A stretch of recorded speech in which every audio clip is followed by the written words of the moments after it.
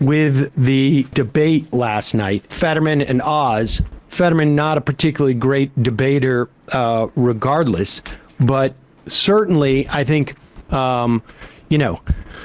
debates are about performance in many respects. If they were just about substance, we wouldn't really need debates. We could just have policy papers be read off at a on stage. That said, Oz told a lot of lies, and really, one of the things that's really important about this, and it is part of the reason why I was,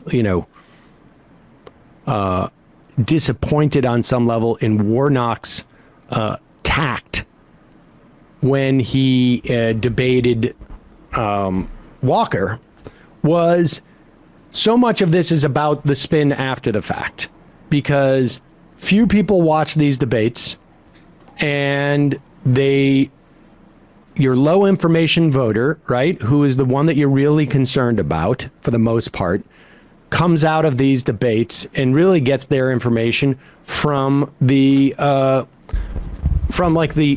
retelling of the debate. And I think longtime listeners of this program know that I have a habit of listening to the radio in the morning, largely to hear how the AP reports on some of this stuff. I want to know how most people get their news in the morning, which is like 1 minute at the top of the hour and the bottom of the hour from the AP. And the AP basically played the two clips, or highlighted the two things that we're about to highlight. One is the opening statement by Fetterman, which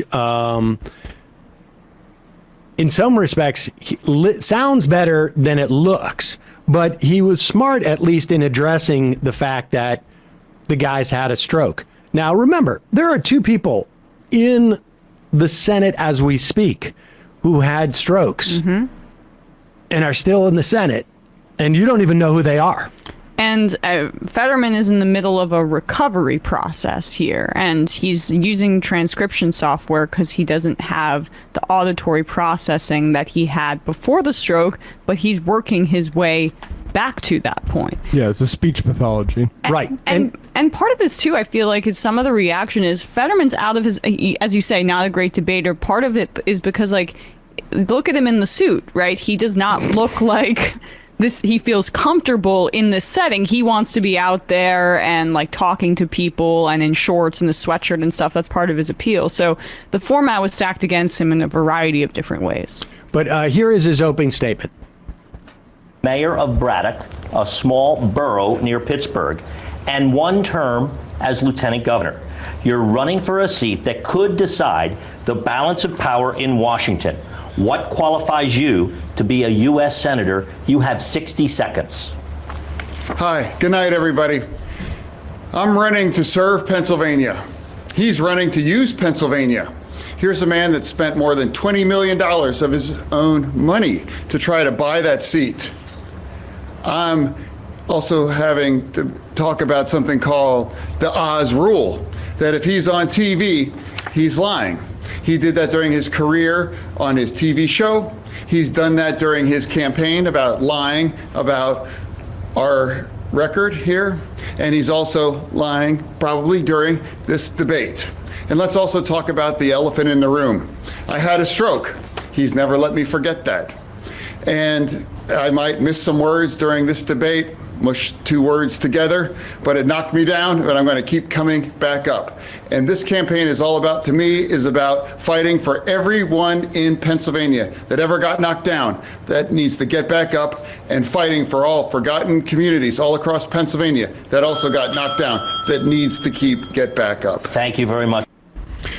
All right. I mean, so he basically, his performance is like Herschel Walker level there in terms of, articulation and smoothness. I've heard Sarah Palin do worse. And that's true. But like I say, what's important that comes out of these debates is how it is, what the news media decides to highlight. Certainly, at least in the print media, a lot of it is about how Fetterman's performance was. But what I heard on the AP news today was that clip, or at least a smaller portion of that clip, and then this clip. All right. Thank you, gentlemen. Another big issue for voters is abortion. Mr. Oz, we will begin with you. You say that you're pro-life, but you do support abortion exceptions in the cases of rape, incest, and to protect the life of the mother. Aside from those three exceptions, should abortion be banned in America? 60 seconds. There should not be involvement from the federal government in how states decide their abortion decisions. As a physician, I've been in the room when there's some difficult conversations happening. I don't want the federal government. Pause it for 1 with that second. I can't help but think that some of the difficult conversations are like, hey, you told us to take this supplement that it was going to radically change our lives. And that turned out to be absolutely false. Turning blue from this colloidal silver.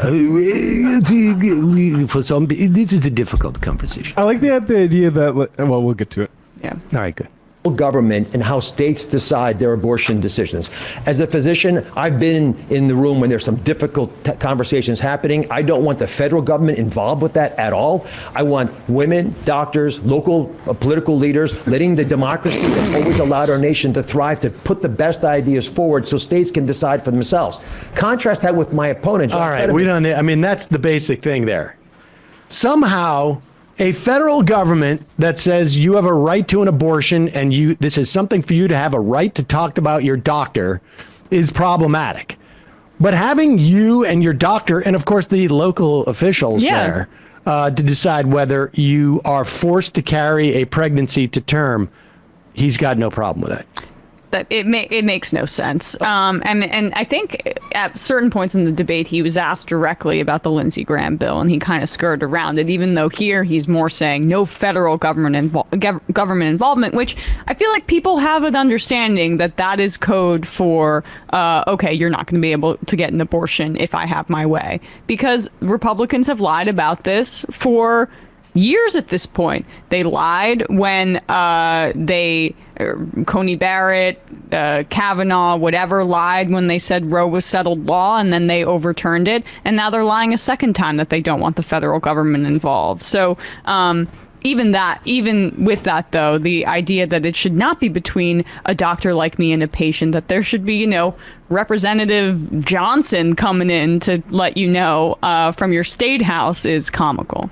I will examine you, and then the county comptroller will also come in and examine you, and then we'll decide, the three of us. It is like a comedy sketch. I'm pretty sure Amy Schumer did a sketch like this where it was a doctor and a woman talking about her abortion, and then all these old white men come in and tell her what to do. That's basically what he's advocating. Can we just say, bring the local politicians bring the best ideas forward? Is that what happened to that lawmaker, or in that case, that Republican lawmaker said, oh yeah, she came and she was having a miscarriage, but we sent her home because there was still a heartbeat? That's the best idea that's being brought forward. It's killing people. The best ideas win. I mean, that's how the free market works, baby. And which lawmakers? Like the mayor, the state assembly people, or state senators? Who's in the room there? As a doctor, it's only a problem when the feds get involved. When some idiot that got his job because of local real estate, that's welcome. I would have liked to seen him have to answer the question a little more directly about if there is a bill, will you vote for it? Like I say, right. The point you made, he's not going to answer that question directly. And that's really at the end of the day that matters. Even when they ask Fetterman what his qualifications at this point are, just I'm not going to vote for Mitch McConnell to be leader. And end of story. Trans tomboy. It was really upsetting to watch Fetterman struggle with aphasia, knowing how Republicans would use it against him. Yeah. You could see he knew when the wrong words were coming out, and I can only imagine the frustration one feels when the pressure and stakes are that high. I mean, it's going to be interesting to see how people react to it. I think me as someone who is a political analyst, I see that, and I think that's going to be problematic on some level for people who watch the debate directly. I don't know how many people are, and like I say, my barometer in terms of what low information voters are getting is always that's why I listen to that AP News in the morning. So I've mentioned this many times before. Some people have suggested that it's going to make people sympathetic to him.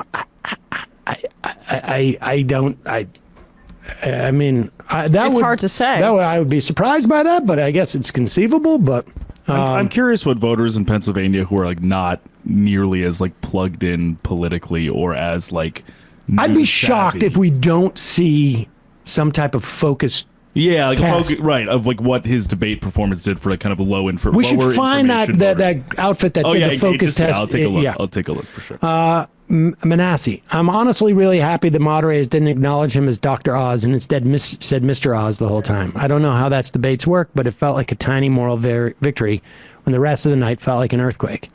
Honesty. Professional dumpster fire. For my criticisms of Fetterman going to Albright and being a Sheets guy, I genuinely believe he wants to raise the standard of living in Pennsylvania, something of our rural areas desperately need. Many of our small towns were ravaged by the opioid crisis and have sold public municipal infrastructure due to bankruptcy. Pennsylvanians need help, and I do not believe Oz wants to do anything to help any Pennsylvania other than those living in the main line. I mean, I guess we'll see. I mean, look, we'll see. Also, the whole narrative about Biden being in his basement and not being able to like actually communicate didn't end up affecting the results really for Biden. But I mean, that was a very particular set of circumstances in the wake of the pandemic. So I don't know. I feel terribly for Fetterman. It's just it's just awful timing. I mean, It was tough. It was tough to see that because he is such an excellent candidate in my opinion. But yeah, we will have to see. Todd Ferguson, anecdotal evidence of Fetterman-Oz debate reactions. I work at a suburban jewelry store with a lot of older conservative women as customers. All of them so far have expressed sympathy and empathy for Fetterman. Interesting. I see a lot of YouTubers boosting how bad Fetterman looked in terms of his recovery. Sam, as a self-proclaimed propagandist, do you think it's the duty of leftist media not to play into that? I mean, I think you have to acknowledge that from the perspective of people who look at debates as, you know, from a performance standpoint, and then assume that that's what people are going to take away from it, that Fetterman came off poorly. I mean, I just think you have to acknowledge it. But I do think also, and I think look, and I feel like we you know, I do this with debates all the time. Even when I think that my preferred candidate did better, you always got to look really on there's really two things that you have to follow that with. One, the spin is as important, if not more so important, to the extent that, you know, debates can have any impact anyways. And two, that really hard to predict how a general audience is going to respond to something like this. You know, it's really hard. And so like I say, like I would not have necessarily predicted that a lot of older conservative women would be sympathetic to him there. But when you say it, maybe it makes sense to me. Like, oh, here's a guy who was a little scary to me because he looks like, Lurch or something like that. But to see him going through the same problems that I know people, I've known people who go through, maybe that's humanizing. I don't know. I mean, I really do think that we need to see at least, some like polling or focus testing or something.